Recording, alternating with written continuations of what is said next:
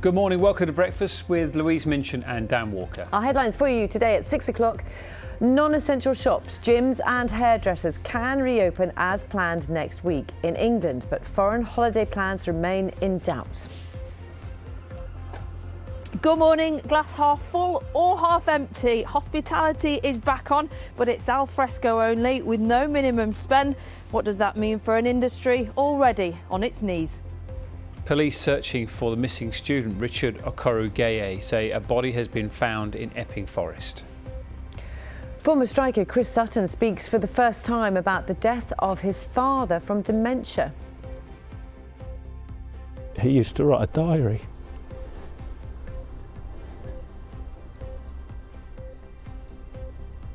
And then one day he picked the pen up and he didn't know how to use it.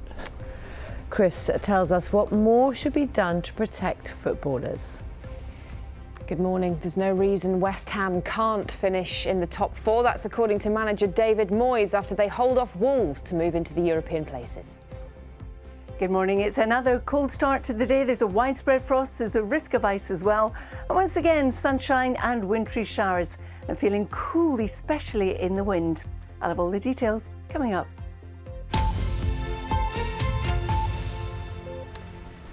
Good morning to you. It's a Tuesday, the 6th of April. Our main story for you: pubs, restaurants, gyms and hair salons will be among the businesses allowed to reopen in England from Monday of next week.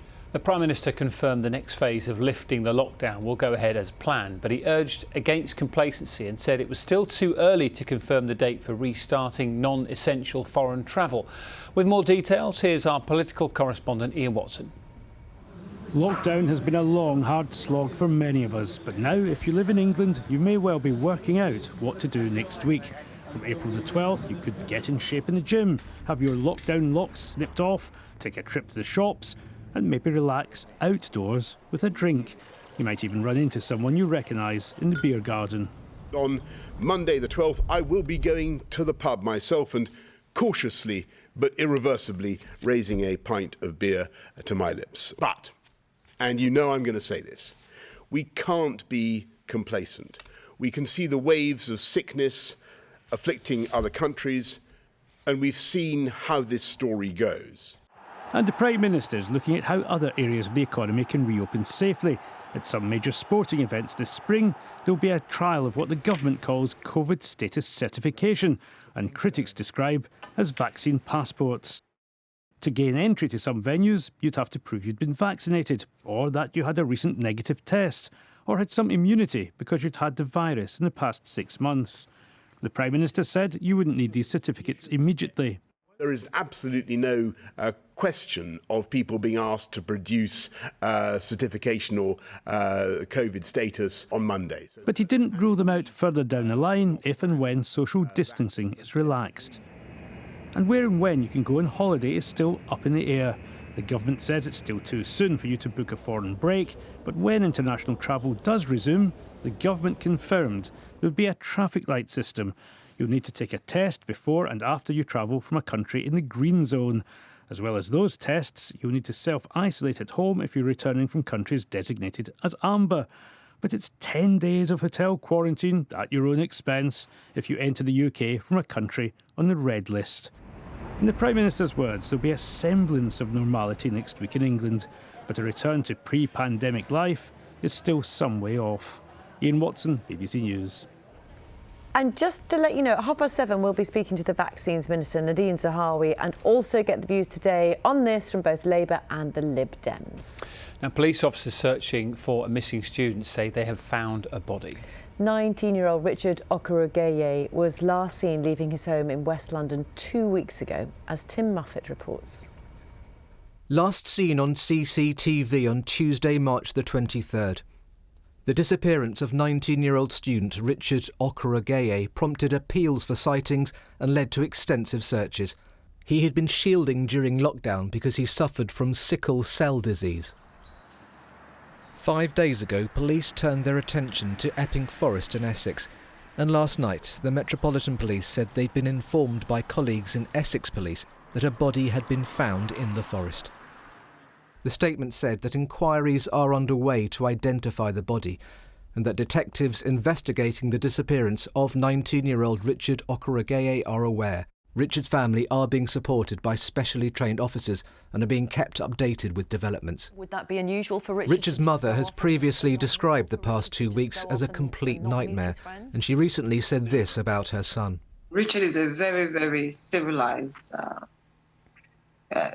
boy. He's very focused, intelligent, and loved by everyone.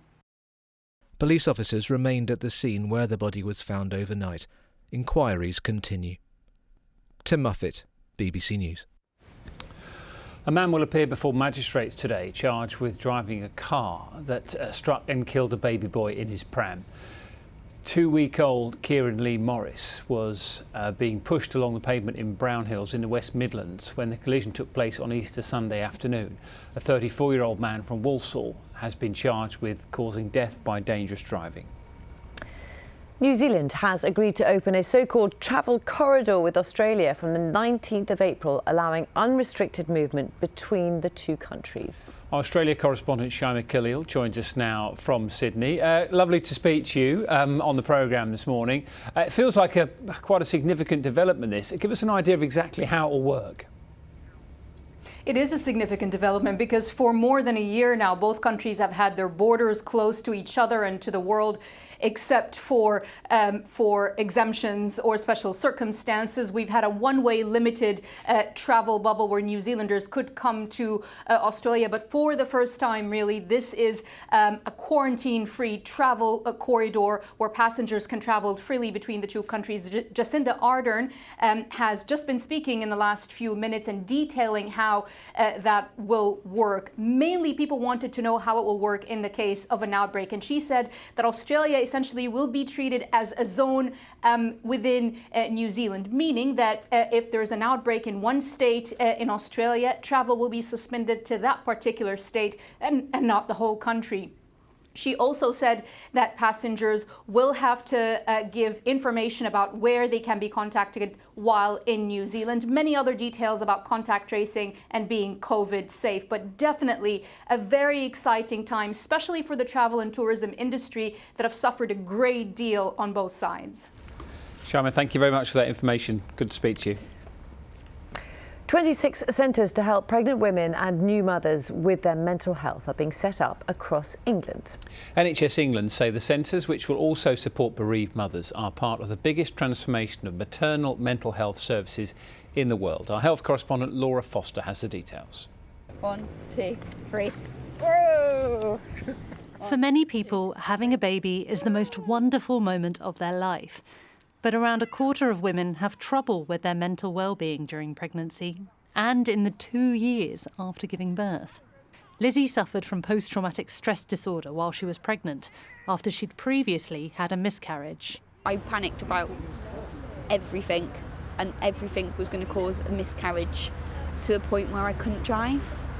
So my husband at that point told me I needed to speak to my midwife and sort of pushed me to be a bit more open about it, and she referred me to the mental health team. At this hub in Plymouth, they offer both maternity services and highly specialist psychological treatments, as well as bereavement counselling. The idea is that by having everything under one roof, it's easier to get help, meaning they'll be able to help thousands more people every year. It's very important for them to access mental health support quickly because baby and children can't wait. So when you have a woman in the perinatal period, she needs to nurse a dependent child. And actually, if her mental health is not great, then that can impact on her ability to nurse her child. Work on these hubs began before the coronavirus pandemic. But NHS England says the last year could mean even more demand for their mental health services. A lot will depend on how society unlocks, as it were, over the spring and the summer now. What happens in the year ahead? Because women who are struggling don't just need services or benefit from services. They often benefit from the support of their friends or their mother and toddler groups. 10 sites will be ready in the next few months. The remaining 16 are set to have opened their doors by this time next year.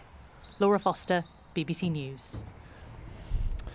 We know, don't we, that occasionally there are risks involved with live television. Things can go wrong. We definitely know that. Yeah. I love it. Some of you may have seen this before, but this is just a wonderful, mischievous golden retriever. Reporters out there doing a very serious live about spring. And then actually something else did spring. I think it's from Russia, isn't it? She gave chase very well, though, rather impressively. And they were reunited later on. And this time the dog didn't grab the microphone. Yeah. It's nice to see them sort of reunited in that way. And it looked a little bit too serious first time round. I'd like to think if that happened to us, we'd have a good giggle about it, but it seemed like it was very... Would you give chase? I think I would, yeah. I think I probably would too. I think I would. Come back here, you little rat bag.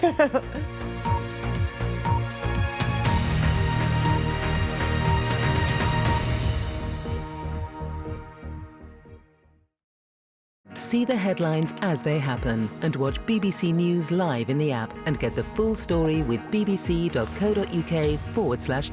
Follow the story for all the latest with BBC News.